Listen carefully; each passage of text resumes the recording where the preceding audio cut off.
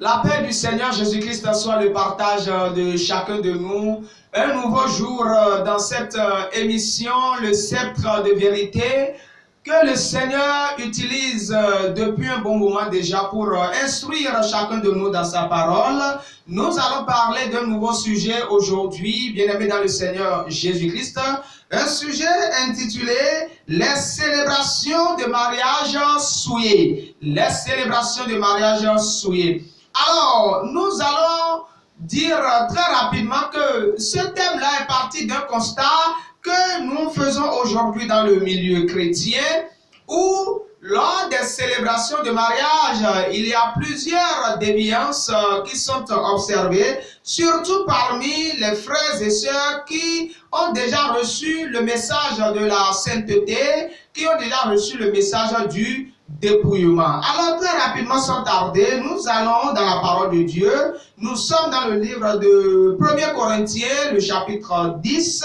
Nous lisons à partir du verset 31 qui dit ceci. Soit donc que vous mangiez, soit que vous buviez, soit que vous fassiez quelque autre chose, faites tout pour la gloire de Dieu. Parole de notre Seigneur et Sauveur. Alors, bien-aimés dans le Seigneur Jésus-Christ, il est très clair ici que l'ordre de l'Éternel pour nous qui sommes ses enfants, surtout nous qui avons reçu cette grâce de sainteté, comme je le disais tantôt, nous qui avons déjà compris le message du dépouillement. Est-ce que vous voyez, ce message de ce jour aujourd'hui s'adresse particulièrement à nous.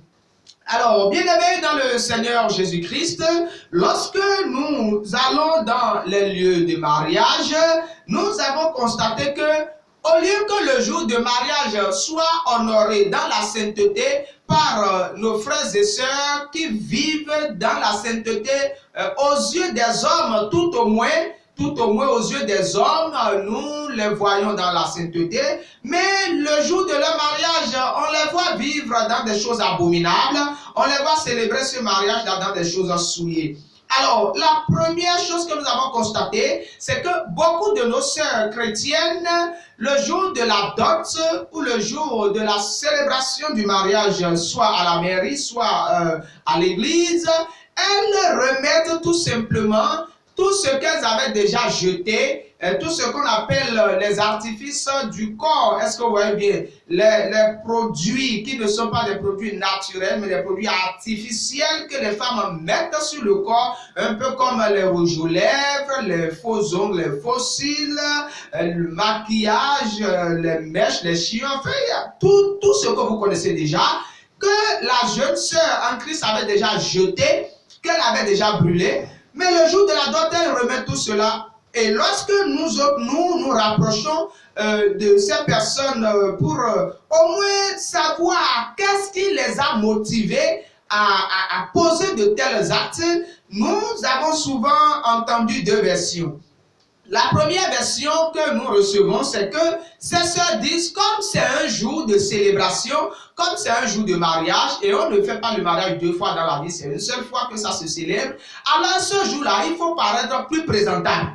Est-ce que vous voyez? C'est la première raison que nous recevons, que nous écoutons. Mais je me pose alors la question de savoir, est-ce à dire que les autres jours, la sœur n'était pas présentable? Les autres jours, elle est toujours allée dans les rassemblements chrétiens, la tête bien voilée, sans les choses artificielles là. Est-ce à dire qu'elle n'était pas présentable? Est-ce à dire qu'elle n'était pas belle? Et pourtant, Dieu lui a donné cet homme-là qu'elle est en train d'épouser là ce jour. Mais si elle n'était pas belle, est-ce que Dieu allait mettre cette beauté dans le cœur de ce monsieur-là pour que ce monsieur puisse apprécier cette beauté qui n'est pas seulement physique, mais qui est également intérieure, que ce monsieur a apprécié, a décidé de l'épouser. Donc ce jour-là, on dit qu'on veut être plus présentable. Donc, c'est dire déjà que la sœur qui fait ça n'a jamais reçu le dépouillement. Donc, c'était simplement une vie d'hypocrisie. C'est la conclusion, ça. Deuxième raison qu'on écoute, elle dit souvent que bon, c'est indépendamment de leur volonté, elle ne voulait pas mettre cela,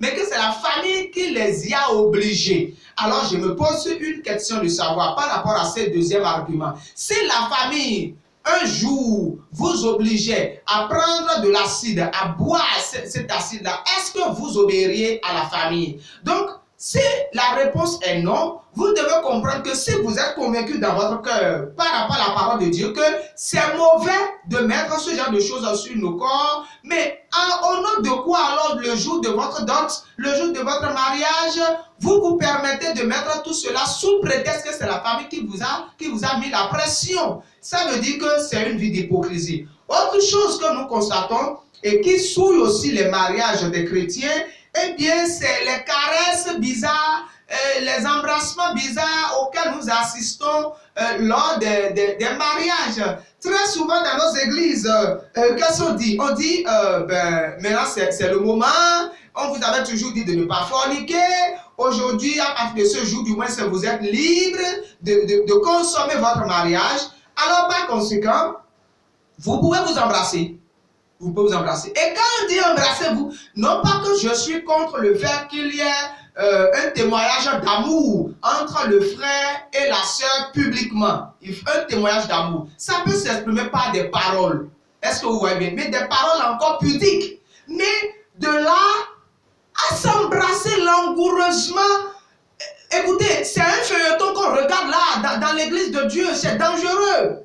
C'est dangereux, c'est un feuilleton, c'est un film érotique pratiquement qu'on regarde. Lorsqu'on dit embrassez-vous et le frère se jette sur la soeur aussi, bon vraiment elle se livre totalement et c'est comme si ce qu'ils doivent aller faire, la soirée ou bien la nuit de ce jour de mariage là, c'est comme si on doit montrer maintenant cette prouesse là au peuple de Dieu avant de partir. Écoutez, ça c'est des souillures.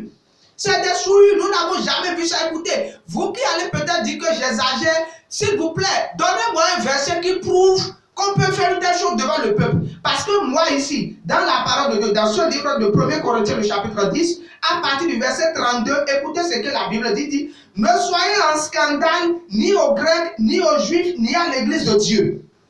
Et vous savez très bien que lors des mariages, c'est tout un monde qui se réunit, n'est-ce pas? Il y a des frères et sœurs chrétiens qui sont là. Et ils regardent ces choses. Eux, ils ne sont pas encore mariés. Pourquoi allez-vous faire des choses pour leur donner à eux aussi envie de faire des choses pour lesquelles ils ne sont pas encore prêts? Parce que lorsque vous faites ça, vous leur donnez envie de faire des choses avant le temps qu'il faut. Est-ce que vous voyez? Mais les païens qui sont là, parce qu'il y a des païens qui viennent assister aussi au mariage, ces païens-là, quelle instruction vous leur donnez? Le pire, les enfants qui sont assis là dans le peuple et qui observent le couple s'embrasser, s'étreindre de façon vraiment... Et je n'ai pas besoin de tout dire, vous comprenez tout déjà.